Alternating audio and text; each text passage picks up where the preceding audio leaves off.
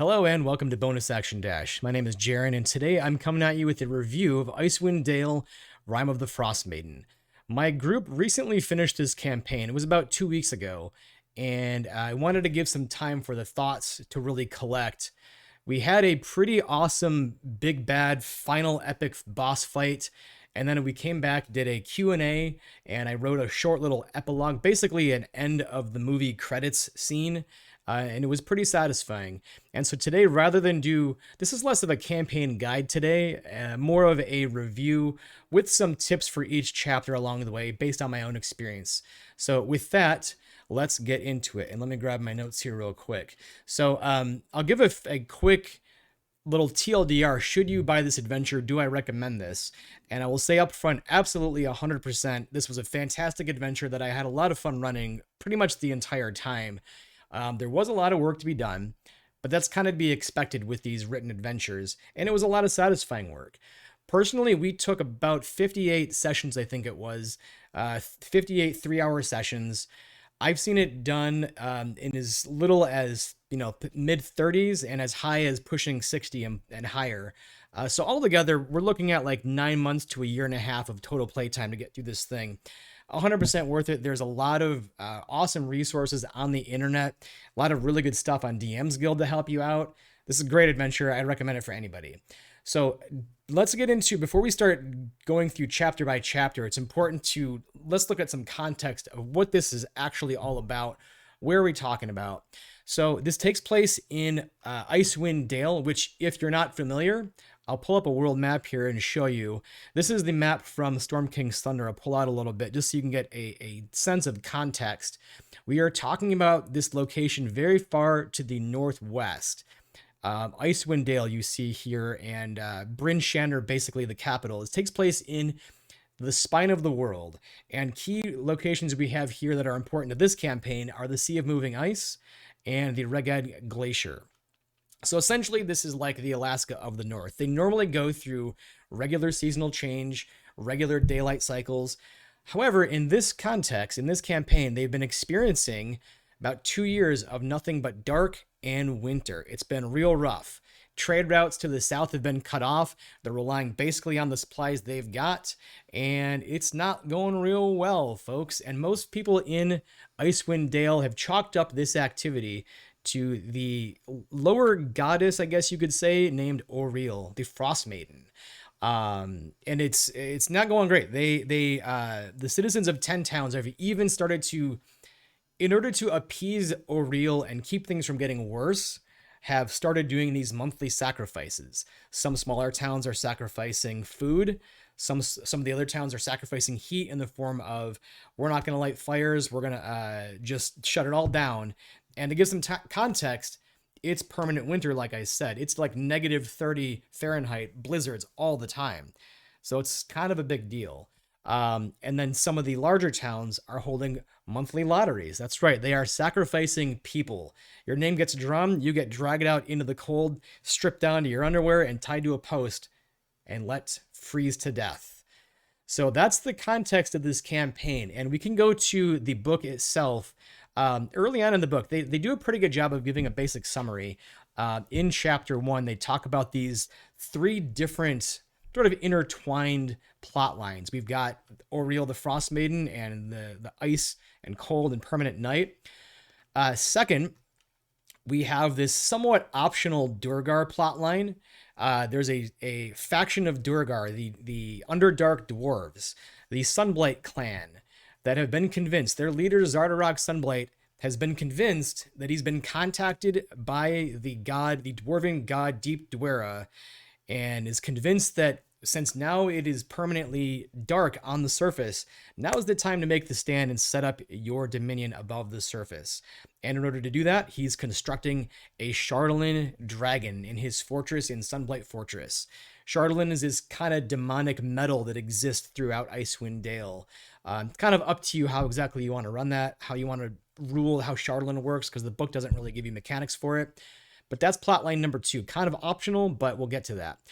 And lastly is the idea that there's essentially the Atlantis of D&D in this campaign in the form of a city called Ithrin, this ancient magical city that is buried beneath the Reged Glacier.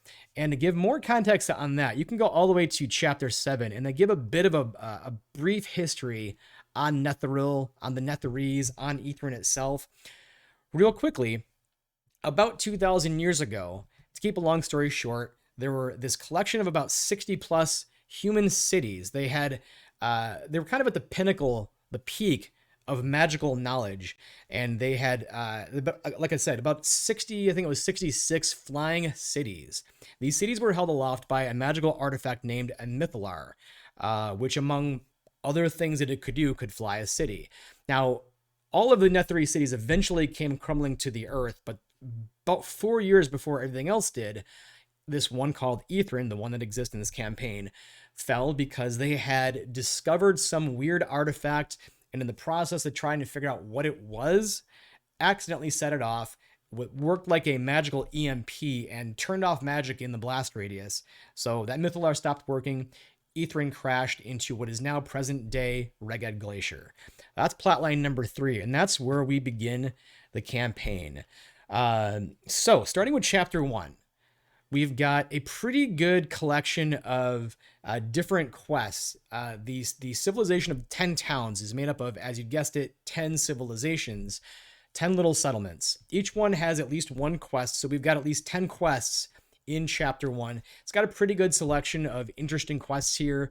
It's really easy to run them as is and start to foreshadow later stuff. But the downside, the cons, I'm going to do pros, cons, and tips for each chapter. The cons here, there's 10 of them. There's just far too many quests to do in chapter 1. If you try to do all of them, you're just going to get stuck in chapter 1 for far too long, and it's kind of going to drag on for a while. So my tips here is pick like half of them. Pick 4 to 6 that you really like a lot, and then just do those before moving on.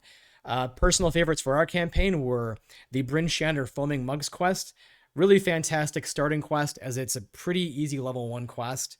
The Tourmaline Gem Mine was another personal favorite, and the Lonelywood White Moose quest was another party favorite. The other thing to do in chapter 1, know ahead of time. I would recommend reading through, at least get the big picture of the campaign. Know ahead of time if you're going to do that whole Durgar plotline, because that's going to influence your decisions in chapter 1 and 2 as the dungeon master. If you are, make sure to do the Durgar quests in chapter 1, and a little bit in chapter 2. Make sure to especially do the quest line in Caer Dineval, because they have an NPC named Hethel. I think I might have pulled that up here. Let's just take a look. Maybe I didn't. Let me grab this from my other page. They have this NPC named Hethel. Let's plop it right here. Who is this shield dwarf who's kind of done some bad stuff her whole life, and she's now on death's door when you find her in the castle of Caer Dineval. And what she can do is she's done some bad stuff. As her last dying wish, wants to try to do right, and will tell the players, I've been kind of a seer my whole life. I've been receiving these visions, and I can tell you exactly what Zardarok's up to. You're going to want to stop him, but you're probably not ready yet. And it's a great way to convey that information to the players. So know if you're going to run that. If you're not going to do that Durgar plotline, then make sure to not include those in your chapter 1 quests. My other couple of suggestions for chapter 1, I would highly consider replacing one of the chapter 1 factions is called the Black Swords with one called the Children of Auril. I'm taking this idea directly from Sly Flourish. Mike Shea at Sly Flourish was a fantastic resource for me at the very beginning of running this campaign. And the Black Swords don't really have anything to do with the campaign. Very, very peripherally. But the Children of Auril is this idea that it's this cult that has sprung up among the citizens of 10 towns, and they're really the ones that are kind of driving the desire for these sacrifices. It's not driven by the speakers itself, because otherwise your players might get to these towns and go, well, we don't really have a good reason to help your town if you're not even going to help your town. But with the Children of Auril, it gives players a really good chapter 1 villain, and will give them more chance to sympathize with the speakers and actually want to help them out. My last tip for chapter 1, Really make this about the players getting to know 10 towns and NPCs, and make it about them helping the citizens of 10 towns survive, not necessarily defeat Oriel right away. That's further along, but have it about them helping the citizens survive and get through another day. And in that way, you have them follow around all these different quests and picking up clues along the way for this Sefik Caltro murder mystery. And then you make Sefik Caltro and his entourage the big boss of chapter 1. And that's kind of your signal that you're into the next section, is the big showdown with Sefik. So going into chapter 2, this is, I've been calling this chapter 1.5 because it's basically an expansion of chapter 1. If chapter 1 is all about 10 towns, chapter 2 is all about the land around 10 towns, everything else. We finally get a world map here. I don't know if I pulled this up in my page, but I'm going to pull it up over here now. Give me 1 second. I'm going to pull this up. It's unfortunate that they didn't include this in chapter 1. But we've got a lot of pretty good chapter 2 quests. There's a total of 12 more quests in chapter 2, and a decent table of random wilderness encounters. So the pros here, a lot of really interesting quests in chapter 2. I actually kind of had to work hard at scaling it down and figuring out which ones I wanted to run. They're all pretty easy to run too. You can run these basically all as is. Not really much editing needed to be done in any of these quests, in my experience. The downside, kind of like chapter 1, there's just far too many. You're not going to do 12 quests.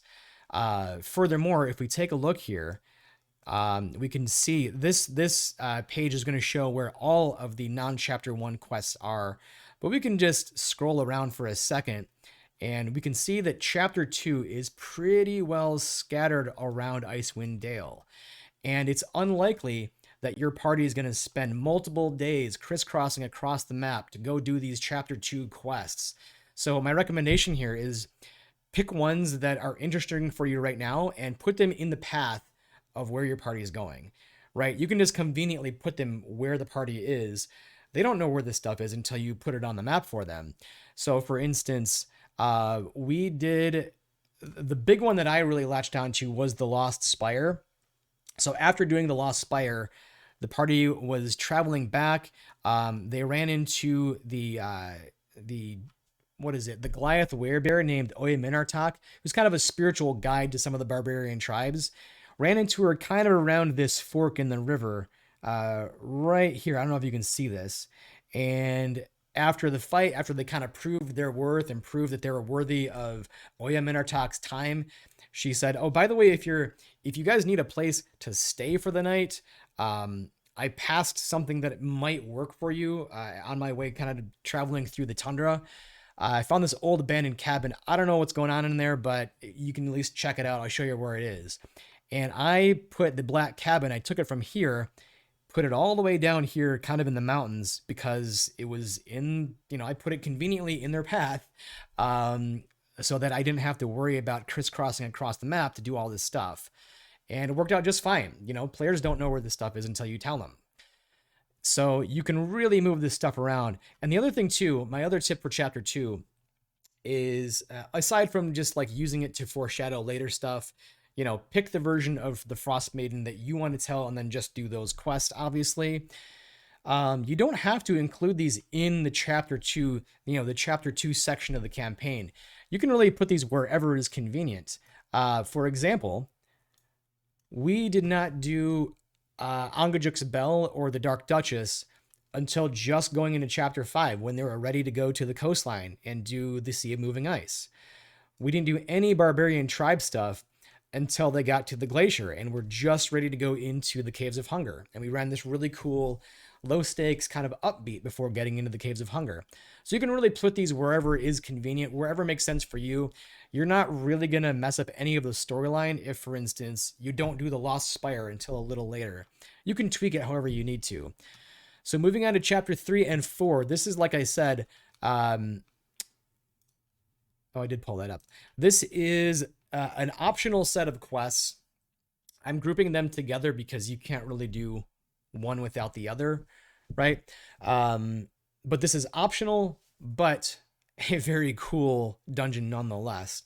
So just taking a look at it, it's a fantastic dungeon. There's so much to discover and explore here. It's pretty big. This is a multi-session dungeon. Not really much needs to be changed here.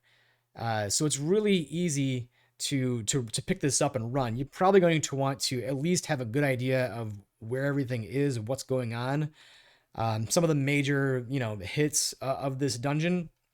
But it's very easy to run right out of the box. So that's the pros. Cons, it might be hard to justify depending on the version of the Frostmaiden that you're running. Might be hard to justify putting this in there. So completely optional. My suggestions for these two chapters, I think also you can probably run the dragon as is, but if we look at the book, this is the one big major change that I would make. If we look at the book, as written, it says once your party gets to the fortress, this chute here, actually, let me open this in another tab so I can get it bigger here. This chute opens up. You can see party for scale, and the Chardalyn dragon emerges and flies off towards 10 towns, set on its path of destruction. And your party now has the moral dilemma of, well, do we investigate the fortress, try to take down Zardarok, see what's up in there, or do we 180 and go backtracking across the multi-day through the mountains overland travel that we just did, finally got here, and now we have to leave because that threat looks pretty big. Really tough decision, moral quandary. It's neither one of those options, in my opinion, feels very good. So what I would recommend, don't release the dragon right away. Let players explore the map. Let players explore the dungeon a little bit. Maybe have some encounters. Let them meet Grandolpha and her rebel forces and get to, try to ally with her and come up with some plan to take down Zardarok. Maybe you even let them get into the forge level before releasing the dragon. They get to see this big monstrosity chained up, its final pieces being hammered on. And only once the encounter with Zardarok begins does Zardarok flip the switch and the dragon flies out. And now the timer is ticking and they have to hurry up and fight Zardarok and then get out of there and head back towards 10 towns. Would be way more interesting than simply, fortress or dragon, do you guys want to head back right now after we just spent like 3 days? That's the big change that I would make. And I think you can run the dragon basically as is. Nonetheless, really, really cool section of the campaign. In fact, let me just pull up, you could just be inspired by this picture alone. It's so cool. This, of course, the Chardalyn dragon reigning terror upon 10 towns. Getting into Chapter 5. Chapter 5 is the section of the campaign where players head off, I'll go back to the world map here, head off towards the Sea of Moving Ice in search of this moving island called Solstice, on which there is a frost giant fortress called Grimskala, which Aureel has kind of made her home, and it houses the tome called the Rime of the Frostmaiden, which players will likely need in order to get into the Reged Glacier. So, first of all, this is amazing artwork. Here we go. This is so cool, and let's just take a look. I'm going to pull this up as well, because I don't think it's really easy to tell at this scale, but if we zoom in, these are players. So you get an idea of just how huge this thing is. This is the Frost Giant Fortress of Grimskala. This also, I think, is pretty easy to run. You can run most of this chapter as is. Once you get into Grimskala, however, like the dungeon itself is pretty straightforward. You can run this map. This is once they get to the island and kind of bum around trying to locate where they need to go. You can probably just run this as a theater of the mind point crawl and it'll work just fine. You don't need players to see this map unless you want to, after they finish with this section, you kind of show them the map and go, look how cool it is. It's a snowflake,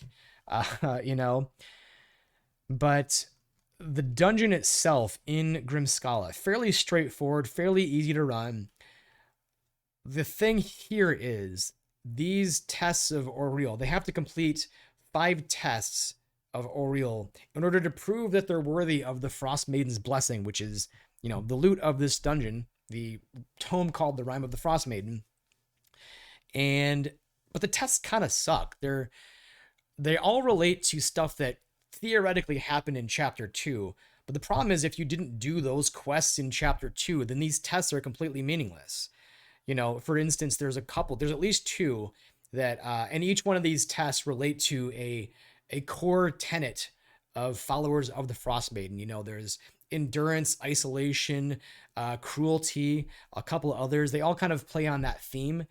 But at least 2 of these tests have to do with the barbarian tribes. And if you didn't do that in chapter 2, it doesn't really mean anything. So what I would do is scrap all these tests, come up with your own that are similarly in that same theme, each one being cold, isolation, cruelty, endurance, and all that. But really lean into this idea of it being emotionally, psychologically, mentally really difficult. And your players should probably not know whether or not this is real. They should be second guessing themselves. Maybe they have to, deal harm to somebody they met in chapter 1 and 2, a key NPC, and they're not sure if this is real. Maybe it's someone that they know from their backstory that is suddenly here for some reason in this specific test. Really lean into that. This is not going to be psychologically and emotionally easy. It's going to be tough. You're going to need to prove that you're worthy of it. My other tips here is there's the possibility of an Oriel fight on this island. I think you need to make up your decision how that's going to play out before you do this.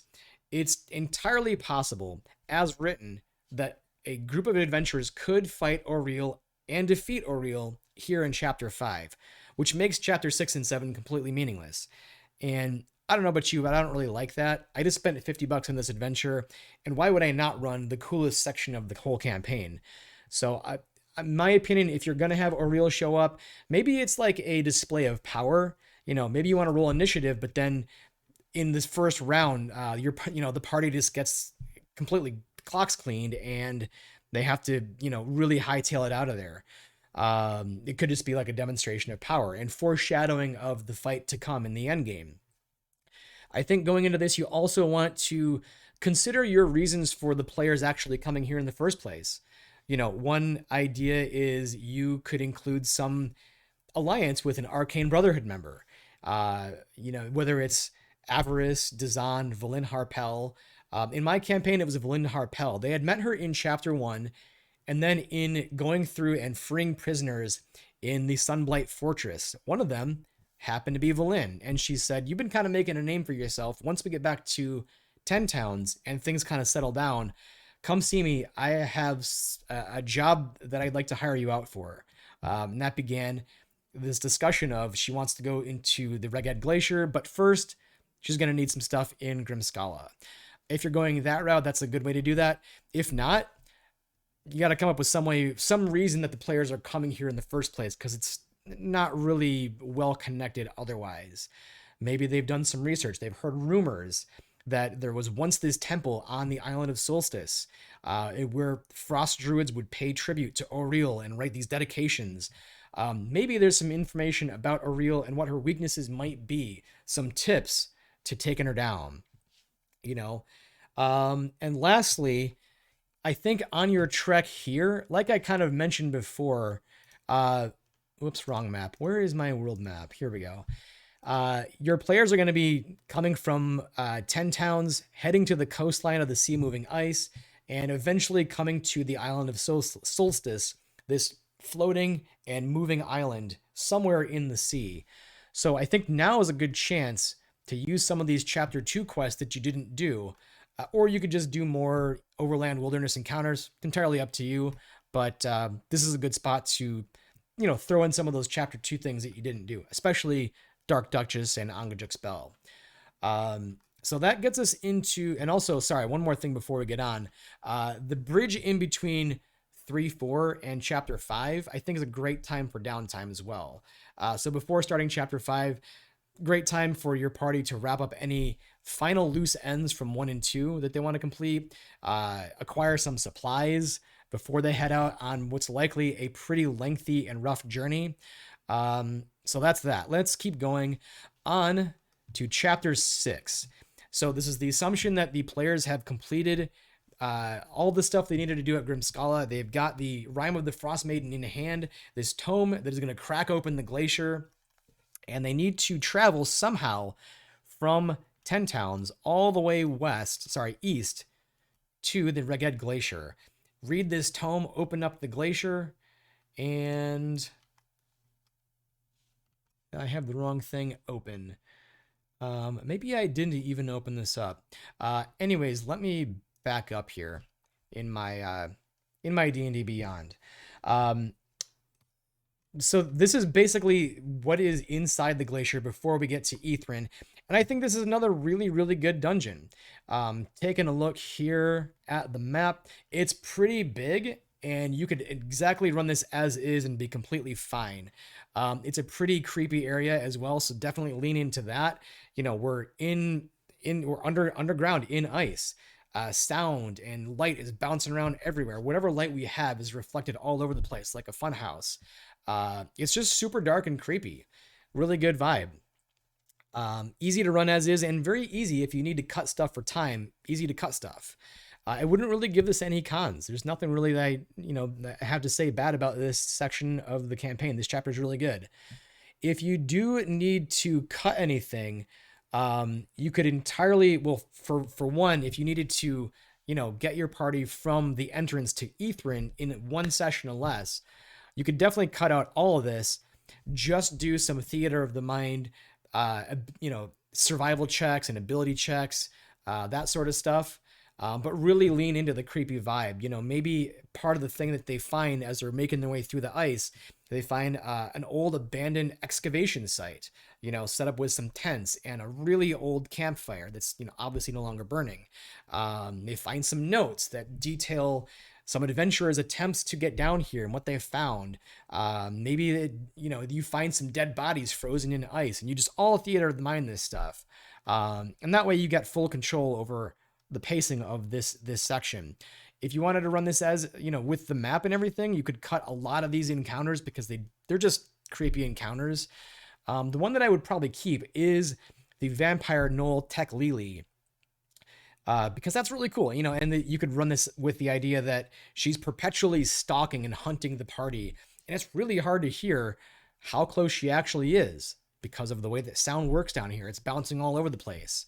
And, the party is just continually being hunted as they make their way through the Caves of Hunger. That brings us to Ithrin, finally. And, I needed to go forward one chapter here. My personal favorite section of the whole campaign. This is super cool. This map has so much to explore and see. The big problem here is, like I said, this is basically like the Atlantis of D&D, as I said earlier. It's got some pretty challenging encounters. That's not the problem. This is still my positive points about this section. You've got really tough encounters with, the Tomb Tapper is one of the random encounters. It's big, it's 15 foot tall, swings this giant sledgehammer, and instead of a head, has a giant mouth in its stomach. You've got a tough encounter with a Arcanoloth, this creature that can cast Finger of Death and insta-kill a party member. You're dealing with this thing called the Arcane Blight that can turn one of your party members into a Nothic, which is... We almost had that happen in my campaign. It was real close. I was losing sleep over it for real, trying to figure out how to solve this and not have it go that direction without it being forced. And then lastly is the fight with the Demi-Lich, Iriel Arthas, who was once the leader and ruler of Ithrin. As a Lich in life, now having lacking resources to completely, perpetually fill his phylactery, now is just a bitter memory, but a Demi-Lich that now kind of haunts Ithrin. So the downside of this section of the campaign is, despite this being the coolest part, it's really lacking for maps. You don't really have much. You have this world map, and you've got a map of the Spire of Aerial Arthas, which is this centerpiece protected by a magical force field, but you don't have maps for anything else. That's really kind of a downer. Not even like ground level combat maps. I was really disappointed in that. So my tips here, if you are going to run this as is and you've got the time, the big puzzle here is the idea that there are 8 different towers that all correspond to the schools of magic, and you go around collecting these pieces, these 1 of 8 pieces, which are this, it's called the Rite of the Arcane Octad, this series of actions that you perform in order to allow you passage through the invisible force field into Aerial Arthas' Spire. Hopefully taking him out, removing him from his attunement to the Mythalar and giving your players access to lots of cool stuff. So if you are going to run this as is and you've got the time to do it, I would highly, highly, highly recommend picking up this module from DM's Guild, Ithrin Towers Expanded by Daniel Kahn. As you can see, the full thing is less than $15, and what you're getting is well worth your money. You get essentially 8 little mini quests. I can't show any of the actual content. You'll have to purchase that for yourself, but just take my word, it is a fantastic addition to this campaign. As I said, you get, instead of these really kind of lame quests in each one of these towers with no maps, you get fully fleshed out little mini quests, little puzzles. Some of them are straight up encounters, thematic encounters, full color maps, beautiful PDFs. You get interesting NPCs. You get some additional canon that really fits well with existing canon. It includes all the stat blocks you need. It's got some really cool magic items in it. Just really fleshes out this part of the campaign way more than when I was hoping for, and turns what could be like a 2 to 3 session chapter of the campaign into probably something that's like 10 to 12. So it really adds a lot of content. You're getting your bang for your buck with this purchase on DM's Guild. You also don't have to buy the bundle. You can buy individual towers if you only want to run. Maybe you look at this and go, well, I like Ithrin, but I don't like the idea of running 8 things and you have to do all 8 just to move on. And your reward for doing 8 towers is another tower. Hooray. Maybe you look at that and go, well, I don't want to do 8. Maybe we do that trope of 3 of 5 keys, and you don't need to get all 8. Maybe you just need like 4 of them, half of them, in order to get into the force field. And then you look at that and go, well, I'm just going to buy the 4 things that I like the most. It's up to you. I had fun with all of them. Lastly, I guess, or you could do like hard mode, and maybe you like the idea of an ancient buried city, but you don't like any of this stuff, and you could completely reskin all of this and do some really cool like mechanical steampunk city that's down here.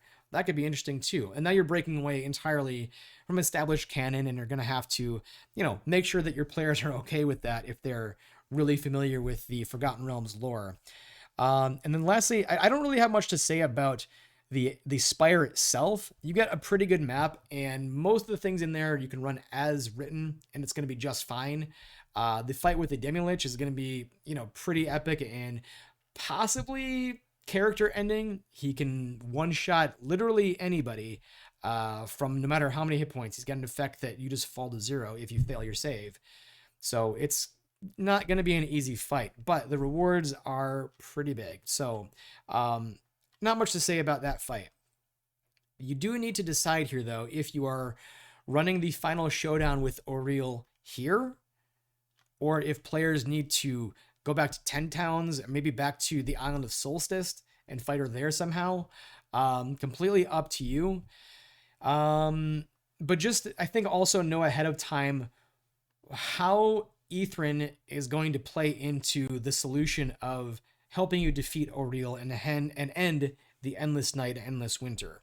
For my campaign, it was getting the Mythalar because it could cast Control Weather in a 50-mile radius. It was kind of a combination, right? It was using that effect as well as the knowledge that while you can't exactly kill a god, you can prevent them from returning if you give the people that once followed her reason to not believe in her anymore. Where there is a lack of faith, there is no God, right? So if the people of Icewind Dale stop doing these rituals, these sacrifices, stop believing in her, and you've cast control whether to alter the effects and to counteract the effects of her turning this into a winter wonderland, by the time next winter solstice rolls around, you're probably going to be okay. And gradually over time, you're going to start to see the return of seasons and the sun. So I think just know how Ithrin fits into the bigger picture, how this helps you solve the big problem of the endless night, endless winter. Lastly, let's chat for a second about the Oriel fight. Let's see if I can really quickly pull up her stat block. This is the big final fight. It should feel big and epic. As written, however, her stats are not really that impressive. They're kind of disappointing. Let's just take a quick look here. She's got 3 forms, has some lair actions. I think you're going to want to change these if you're not doing the fight on the Island of Solstice. But she does have 3 forms. The, this owl form, and then this crystalline woman form, which is up here. And then lastly is, I might not even show it here in the D&D Beyond version. I scrolled too far. Here it is. This is her 3rd form. Each one of these is interesting and thematic, and they do have some usable abilities, but okay, 95 hit points for an end of campaign boss. I get that it's one of 3 forms, but you can take that out in 1 round. Theoretically, your party's all at like anywhere from 9th to 11th level at this point. And if you have a fighter, if you have anybody that can deal a reasonable amount of damage, 95 hit points is nothing. They're going to take that out in the 1st round. Additionally, if for some reason she has to fight with her talons in this form, look at this. 1d8 is not impressing anybody. No one's getting scared by 1d8, especially when anything in Ithrin severely outclasses this. So my recommendation, literally do anything else for these stat blocks. Beef up her hit points, give her more damage. I found some really good stuff on Reddit, and it made this a pretty epic final battle. She was summoning, what do they call them? Ice methods all the time. And there was frost giants showing up. There was cold light walkers showing up. It just was not an easy fight. And it lasted us about 4 hours of a session. It was definitely the kind of fight that you want to see for the end of the campaign. They almost didn't make it. It was actually really close. So do literally anything else here. And that about kind of does it here. So bringing this back to the bigger picture, back to my overall opinions of the campaign itself. Yes, you're going to have to do some work. I would be kind of disappointed and really taken aback if I ever found a WotC adventure that perfectly fit my campaign out of the box and I had to change nothing. I don't think it's ever possible to do that because they're trying to appeal to a lot of people and a lot of different groups. And so they do have to give you several options, several ways to go. But in my opinion, this was a really satisfying kind of work to do. I really like doing this stuff, really leaning into the direction my party wants to go, embellishing those backstories, leaning into their decisions. It's a collaborative story after all. It's not me simply showing up, presenting the narrative and going home. The most interesting things in this campaign were because of character decisions and leaning into that and seeing where it went. So this is a very satisfying setting to do that in. And 9 out of 10, I'll say, because I don't know that a campaign, any adventure can really be 10 out of 10. But great campaign overall. There's lots of resources on the internet, lots of really good stuff on DM's Guild as well in order to help you out. This has my full backing for a campaign to play. So if you made it this far, thank you. We'll be back with more content. We'll be starting up more Sunday D&D prep for Spelljammer, probably sometime in January. So stay tuned for that. And I've got other topics coming. It's just been a bit busy with the holidays and I had COVID for a couple of weeks, blah, blah, blah. So thanks for sticking around and we'll see you next time.